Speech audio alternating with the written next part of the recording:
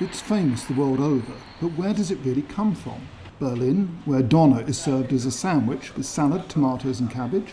Or from Turkey, where it is cooked with specific quantities of onions, thyme and peppers? In this Istanbul cafe, the customers are pretty sure. I prefer the Turkish one for sure. It's not in debate for me. I find the Turkish has more flavour. The meat is better. Here, the beef, mutton or chicken is sliced very thin, no more than 5 millimetres. It takes 24 hours to prepare. The quality of the meat is paramount, as is the absence of sinews, the marinade, the salt. These are the elements that determine the taste of this traditional dish. But the quality of the meat is the most important thing. A traditional recipe that Ankara is seeking to have protected by the European Commission with the status of traditional speciality guaranteed. It is also a way of reclaiming the name doner, which many in Europe now associate with Germany.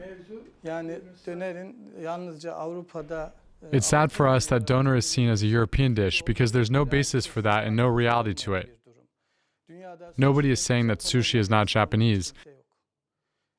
Nobody claims that spaghetti isn't Italian. So why should we defend the fact that doner, one of the most popular dishes in the world, has such deep roots in our country?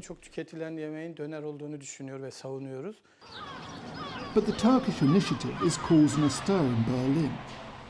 Invented in 1972 by an immigrant worker, the German doner can be eaten with all sorts of meats, or even as a vegetarian version, all topped with a variety of sauces. It's the country's #1 fast food and Germany's favourite dish. For me, it's a spicy garlic sauce. With veal or chicken, both are good. The doner is so good, especially here. The meat is top quality. A symbol of post-war German-Turkish culture, the country has 18,000 kebab makers. For Nuri Sertdemir, losing the doner label is a non-starter.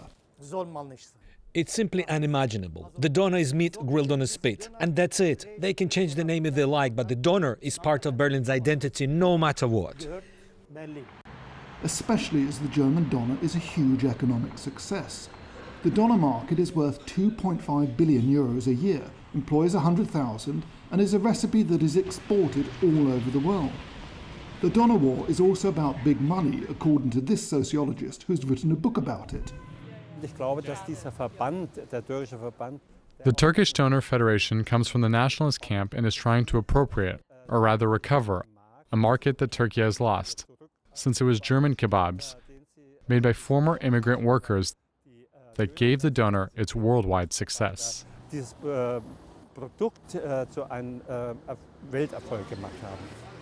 is a culinary tug-of-war that should be resolved in the coming months. In the absence of an agreement between the two capitals, the European Commission will decide whether doner is German or Turkish.